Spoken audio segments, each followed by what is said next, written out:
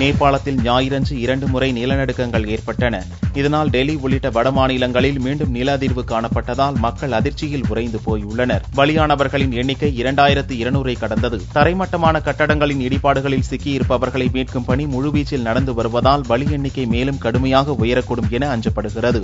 இந்நிலையில் ஞாயிறன்று பிற்பகலில் அங்கு மீண்டும் 2 முறை நிலநடுக்கங்கள் ஏற்பட்டன. இவ்விரு நிலநடுக்கங்களும் ரிக்டர் அளவுகோலில் முறையே 6.7 மற்றும் 6.5 பதிவானதாக அமெரிக்க நிலவியல் ஆய்வு மையம் தெரிவித்துள்ளது. இதனால் காட்மண்டு மற்றும் அதை சுற்றியுள்ள பகுதிகளில் மக்கள் அலறி அடித்து வீதிகளுக்கு ஓடினர். தொடரும் நிலநடுக்கத்தால் நேபாள மக்கள் அச்சத்தில் உறைந்து போயுள்ளனர். நேபாளத்தில் 2வது நாளாக ஏற்பட்ட நிலநடுக்கங்களால் டெல்லி உள்ளிட்ட வட இந்திய மாநிலங்களிலும் கடும் நில அதிர்வு காணப்பட்டது. 30 நொடிகளுக்கு நீடித்த நில அதிர்வால் டெல்லியில் மீண்டும் வீடுகளை காலி செய்துவிட்டு தெருக்களுக்கு மக்கள் ஓடி வந்தனர். டெல்லி தவிர குர்கான், லக்னோ, போபால், பாட்னா, ராஞ்சி, கொல்கத்தா, குவாஹாத்தி உள்ளிட்ட நகர்களிலும் நில அதிர்வை உணர்ந்ததும் மக்கள் அலறி அடித்து சாலைகளுக்கு ஓடினர். டெல்லி கொல்கத்தாவில் மெட்ரோ ரயில் சேவை சிறிது நேரத்துக்கு நிறுத்தப்பட்டது.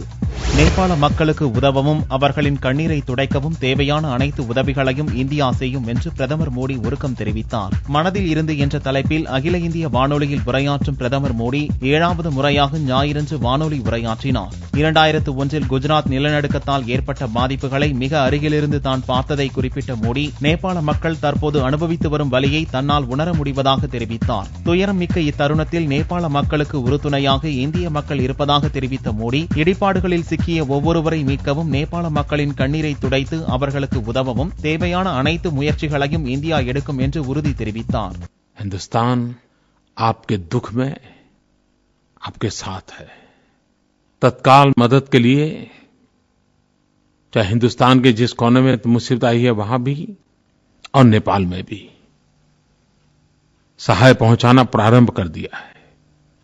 सबसे पहला काम है रेस्क्यू ऑपरेशन, लोगों को बचाना. अभी भी मलबे में दबे हुए कुछ लोग जीवित होंगे, उनको जिंदा निकालना है. एक्सपर्ट लोगों की टीम भेजी है. साथ में इस काम के लिए जिनको विशेष रूप से ट्रेन किया गया है ऐसे स्नीपर डॉग्स को भी भेजा है.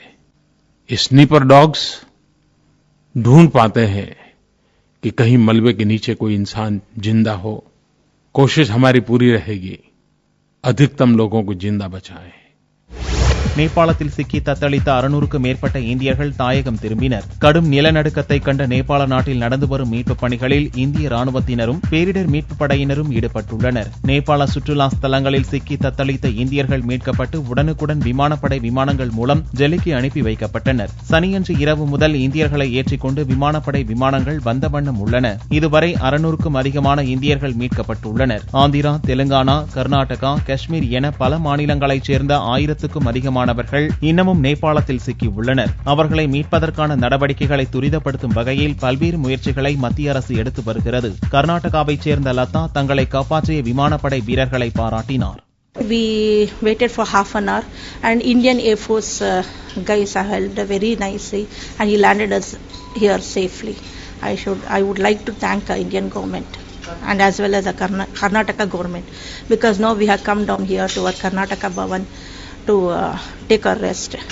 பிரதமர் மோடியை சந்திப்பது தொடர்பாக அனைத்துக் கட்சி தலைவர்களுக்கு விஜயகாந்த் நேரில் அழைப்பு விடுத்தார். திமுக தலைவர் கருணாநிதியை கோபாலபுரம் இல்லத்தில் சந்தித்த விஜயகாந்த் அதைத் தொடர்ந்து சத்தியமூர்த்தி பவனில் கட்சித் தலைவர் இளங்கோவன், ஆழ்வார்பேட்டையில் தமிழ் மாநில காங்கிரஸ் தலைவர் ஜி.கே. வாசன், டிநகர் பாரதிய ஜனதா தலைமை அலுவலகத்தில் கட்சித் தலைவர் தமிழிசை ஆகியோரை விஜயகாந்த் நேரில் சந்தித்தார். திங்களன்று பிரதமர் மோடியை அனைத்துக் கட்சி பிரதிநிதிகளுடன் விஜயகாந்த் சந்திக்க உள்ளார்.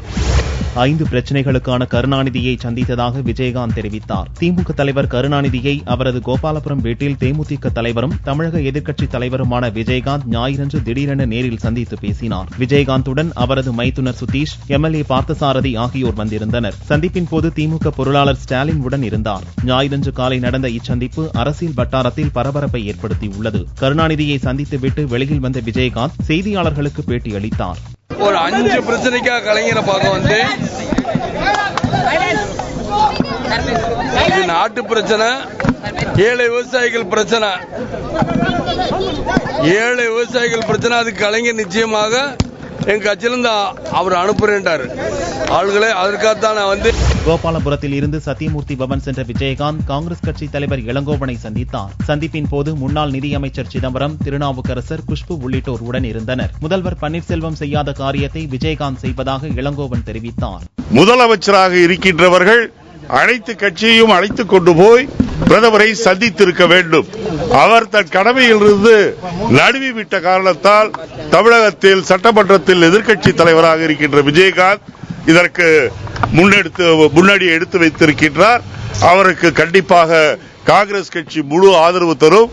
சத்தியமூர்த்தி பவனில் இருந்து ஆழ்வார்பேட்டை சென்ற விஜயகாந்த் தமிழ் மாநில காங்கிரஸ் தலைவர் வாசனை சந்தித்தார். வாசனும் விஜயகாந்திற்கு ஆதரவு தெரிவித்தார். அரசியலுக்கு அப்பாற்பட்டு இந்த பிரச்சனையை அணுக வேண்டும். அனைத்து கட்சிகளும் ஒத்த கருத்தோடு செயல்பட்டு இந்த பிரச்சனைகளுக்கு ஒரு நல்ல முடிவை ஏற்படுத்த வேண்டும். அதற்கு அழைப்பு எதிர்க்கட்சி தலைவரிடமிருந்து இன்று வந்ததால் மற்ற இயக்கங்களைப் போல நாங்களும் பிரதிநிதியை அனுப்புகிறோம். ஆழ்வார்பேட்டையில் இருந்து டி நகர் கமலாலயம் சென்ற விஜயகாந்த் தமிழக பாரதிய ஜனதா தலைவர் தமிழிசையை சந்தித்தார். தமிழர் பிரச்சினைக்காக பிரதமர் நேரம் ஒதுக்குவதாக தமிழிசை தெரிவித்தார். எதிர்க்கட்சி தலைவர் என்ற முறையில் அத்தனை கட்சிகளையும் இணைத்து பிரதமரை சந்திக்க வேண்டும் என்று ஏற்கனவே மரியாதைக்குரிய சகோதரர் விஜயகாந்த் அவர்கள் விருப்பம் தெரிவித்திருந்தார்கள். அதற்கு ஏற்ப நாளை 12:30 மணிக்கு நமது பாரத பிரதமர் தமிழகத்தை சார்ந்த அனைத்து கட்சி தலைவர்களையும் சந்திப்பதற்கு நேரம் ஒதுக்கி இருக்கிறார். சென்னை அசோக் நகரில் விடுதலை சிறுத்தைகள் கட்சி தலைவர் திருமாவளவனை விஜயகாந்த் சந்தித்தார். இதன் பின்னர் மதிமுக பொதுச் செயலாளர் வைகோவை எழும்பூரில் உள்ள கட்சி தலைமையகத்தில் விஜயகாந்த் சந்தித்தார். மதிமுக தரப்பில் கணேசமூர்த்தி செல்வார் என்று வைகோ தெரிவித்தார். தமிழகத்தை சூழ்ந்துள்ள அபாயங்களை தடுப்பதற்காக இந்திய பிரதமர் நரேந்திர மோடி அவர்களை சந்திக்க அவர் ஒரு முயற்சியை மேற்கொண்டிருக்கிறார். இதில் தமிழகத்திலே இருக்கக்கூடிய அரசியல் கட்சிகள் அவர் நாளைய தினம் 12:30 மணிக்கு பிரதமரை சந்திக்கின்ற போது அனைவரும் பங்கேற்க வேண்டும் என்று ஒரு வேண்டுகோள் விடுத்திருக்கிறார்கள். நாங்கள் அதனை ஏற்றுக்கொண்டிருக்கின்றோம். மறுமலர்ச்சி திராவிட முன்னேற்ற கழகத்தின் சார்பில் எங்களுடைய ஆட்சி மன்ற குழுவினுடைய செயலாளரும் முன்னாள் நாடாளுமன்ற உறுப்பினருமான கணேசமூர்த்தி அவர்கள் நாளைய பிரதமரை சந்திக்கின்ற அந்த சந்திப்பின் போது தேசிய முற்போக்கு திராவிடர் கழகத்தினுடைய தலைவர் சகோதரர் கேப்டன் விஜயகாந்த் அவர்கள் தலைமையிலே சந்திக்க போகின்ற அந்த குழுவில் அவர்களும் இடம்பெறுவார்கள். பிரதமர் மோடியை முதல்வர் பன்னீர்செல்வம் சந்தித்திருப்பது சுயநலம் என்று ஸ்டாலின் தெரிவித்தார். திமுக பொருளாளர் ஸ்டாலின் சென்னை கோபாலபுரம் சாரதா பள்ளியில் வாக்காளர் அடையாள அட்டையுடன் ஆதார் எண்ணை இணைக்கும் முகாமில் செய்தியாளர்களை சந்தித்தார். பிரதமர் மோடியை தமிழக முதல்வர் பன்னீர்செல்வம் தனியாக சென்று சந்தித்திருப்பது சுயநலம் என்று ஸ்டாலின் தெரிவித்தார். ஏற்கனவே கடிதங்கள் மூலமாக கேட்டுக்கொண்டிருக்கிறார். இப்பொழுது நேரடியாக சென்று கேட்டிருக்கிறார். இதை நாங்கள் எப்படி அதை கருதுகிறோம் என்று கேட்டால், நாங்கள் ஏற்கனவே நாங்கள் மட்டுமல்ல எல்லா கட்சியை சார்ந்த தலைவர்களும் எல்லா கட்சியினுடைய தலைவர்களையும் அழைத்துக் கொண்டு சென்று பிரதமரை சந்திக்க வேண்டும். கர்நாடக மாநிலத்தில் அரசியல் பாகுபாடை எல்லாம் மறந்து எல்லா கட்சிகளும் ஒருங்கிணைந்து பிரதமரை போய் சந்திக்கக்கூடிய நிலை அங்கே இருக்கிறது. ஆனால் தமிழ்நாட்டில் அந்த நிலை இல்லை என்பது வேதனைக்குரிய ஒன்று. செம்மர கடத்தல் தொடர்பாக தெலுங்கு நடிகையை ஆந்திர போலீசார் கைது செய்துள்ளனர். 20 தமிழர்களை ஆந்திர போலீசார் திருப்பதி மலைப்பகுதியில் சுட்டுக் கொன்ற சம்பவத்தை தொடர்ந்து செம்மர கடத்தல் வழக்குகளை ஆந்திர போலீசார் விரைவுபடுத்தினர். கர்னூல் மாவட்டத்தில் 2 மாதங்களுக்கு முன் செம்மரங்களை கடத்திய வழக்கில் ஒய்எஸ்ஆர் காங்கிரஸ் தலைவர் மஸ்தான் வாலியை ஏப்ரல் 13ஆம் தேதி ஆந்திர போலீசார் கைது செய்தனர். மஸ்தான் கைதை தொடர்ந்து இவ்வழக்கில் தொடர்புடைய நடிகை நீத்து அகர்வால் தலைமறைவானார். தனது வங்கிக் கணக்கில் இருந்து லட்சக்கணக்கான ரூபாயை கடத்தல்காரர் ஒருவருக்கு நீத்து அகர்வால் அனுப்பியிருப்பதை போலீசார் கண்டுபிடித்ததை தொடர்ந்து நீத்து அகர்வால் தப்பி ஓடினார். தீவிர தேடுதல் வேட்டையின் பலனாக ஞாயிறன்று நீத்து அகர்வாலை கர்னூல் போலீசார் கைது செய்தனர். அவர் மீது வனச்சட்டம், கிரிமினல் சதி உள்ளிட்ட பிரிவுகளில் வழக்கு பதிவு செய்யப்பட்டுள்ளது. வனத்துறையால் பராமரிக்கப்பட்ட ஆமை குஞ்சுகள் கடலில் விடப்பட்டன. மன்னார் வளைகுடா பாக்ஜலசந்தி கடல் பகுதியில் 3000த்திற்கும் மேற்பட்ட கடல்வாழ் உயிரினங்கள் வாழ்ந்து வருகின்றன. இதில் அரிய வகை ஆமைகள் உள்ளன. இவற்றின் முட்டைகளை பாதுகாத்து குஞ்சுகள் வெளிவந்தவுடன் வனத்துறை அதிகாரிகள் அவற்றை கடலில் விட்டனர். இதன்படி 77 ஆமை குஞ்சுகள் கடலில் விடப்பட்டன. சமூக விரோதிகள் மற்றும் பிற விலங்கினங்களிடம் இருந்து முட்டைகளை பாதுகாத்து வனத்துறையினர் இந்நடவடிக்கையை மேற்கொண்டு வருகின்றனர்.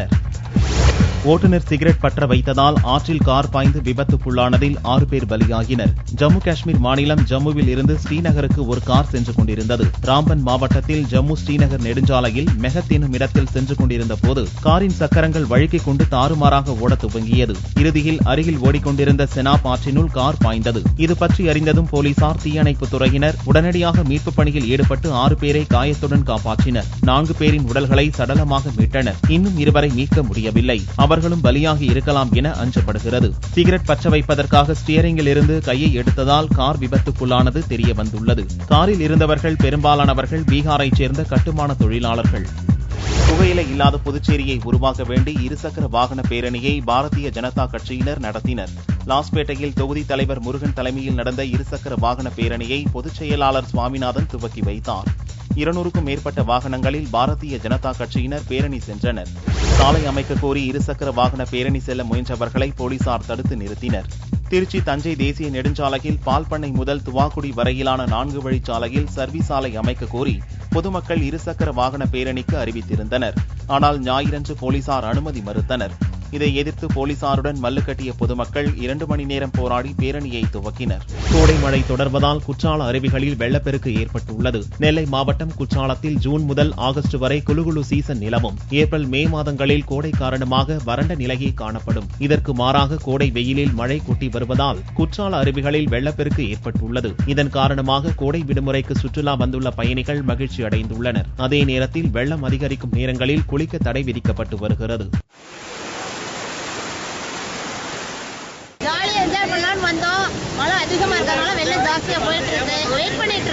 சங்கீத மும்மூர்த்திகளுக்கு பஞ்சரத்ன கீர்த்தனைகள் இசைத்து அஞ்சலி செலுத்தப்பட்டது. திருவாரூர் தியாகராஜர் கோவிலில் சங்கீத மும்மூர்த்திகளின் ஜெயந்தி விழா கடந்த 21ஆம் தேதி துவங்கியது. ஞாயிறன்று காலை 200க்கும் மேற்பட்ட பிரபல இசைக்கலைஞர்கள் பஞ்சரத்ன கீர்த்தனைகளை இசைத்து இசையஞ்சலி செலுத்தினர். மத்திய பிரதேசத்தின் பெஞ்ச் புலிகள் காப்பகத்தில் ஒரே நேரத்தில் 4 குட்டிகளை பெண் புலி ஈன்றுள்ளது. இது இப்புலிக்கு 6வது பிரசவம். புலியின் நடமாட்டத்தை அறிவதற்காக ரேடியோ காலர் எனும் கருவி கட்டப்பட்டுள்ளதால் காலர்வாலி எனும் செல்ல பெயரிட்டு இதை சுற்றுலா பயணிகள் அழைக்கின்றனர். இப்புலி 2008 இருந்து இதுவரை 22 புலிகளை ஈன்றுள்ளது. இதன் மூலம் மத்திய பிரதேச காடுகளில் அதிக எண்ணிக்கையில் குட்டிகளை ஈன்ற பெண் புலி என்ற பெருமை காலர்வாலிக்கு கிடைத்துள்ளது.